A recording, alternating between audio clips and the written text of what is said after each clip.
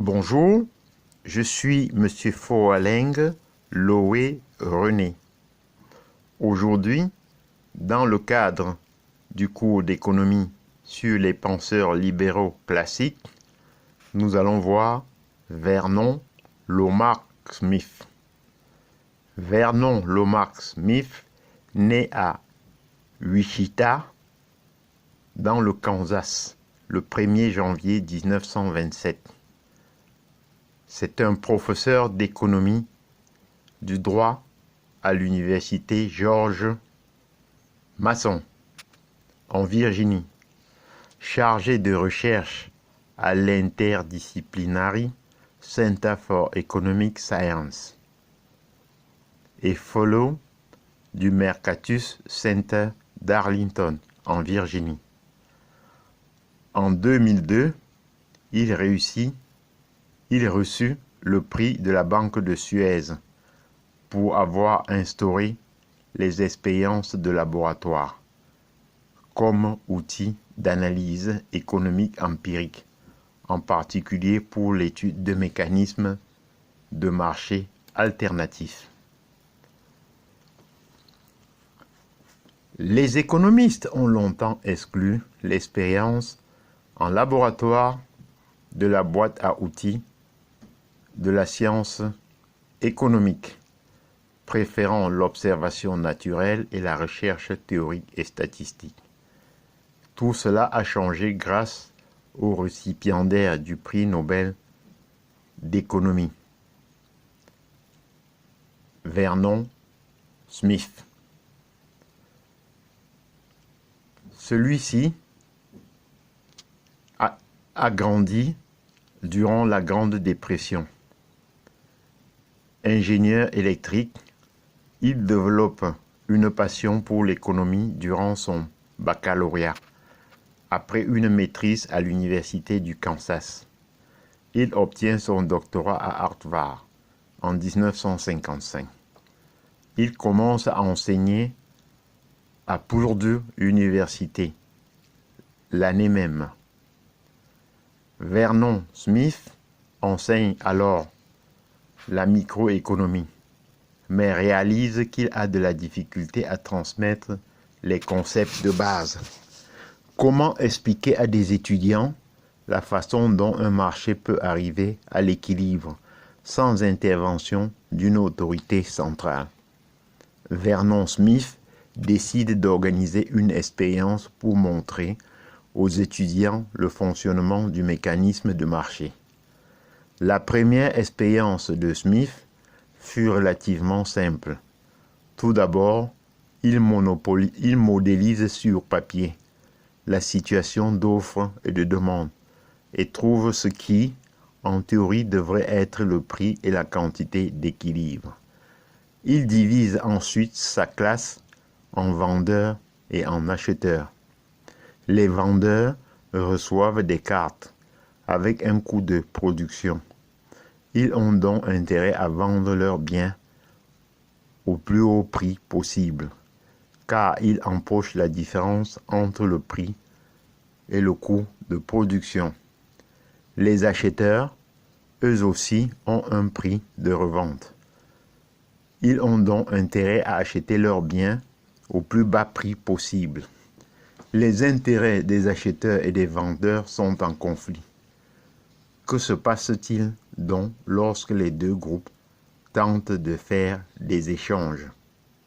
Le prix auquel les étudiants ont conclu leur transaction se révèle être le même dans l'expérience que dans les calculs du professeur, soit le prix d'équilibre. Ce fut un moment de révélation pour l'économiste. D'un, il venait de mener l'une des premières expériences contrôlées dans un domaine où le consensus disait que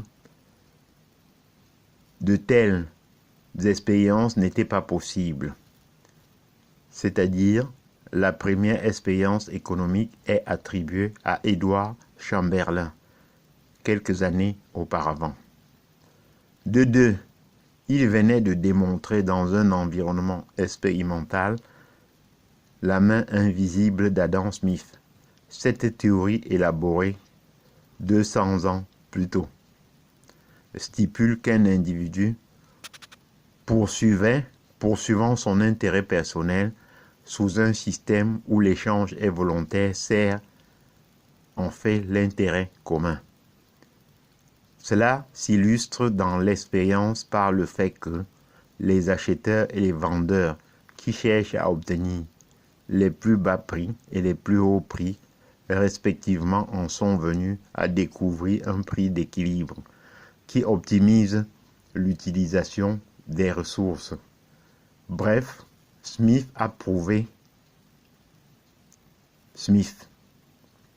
Vernon Smith poursuit ses expérimentations en variant ses procédés. Il publie en 1962 sa recherche An Experimental Study of Competitive Market Behavior, qui détaille ses expériences et sa méthode. L'économie expérimentale commence alors à prendre forme en tant que branche de la science économique.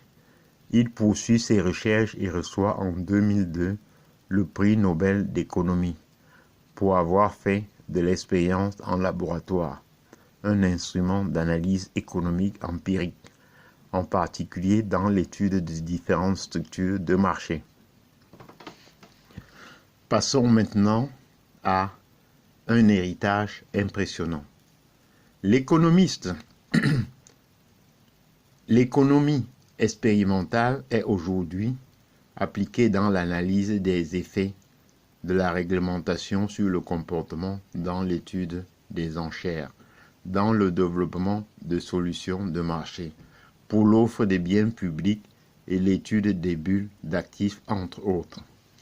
De plus, l'économie expérimentale a joué un grand rôle dans le développement de l'économie comportementale.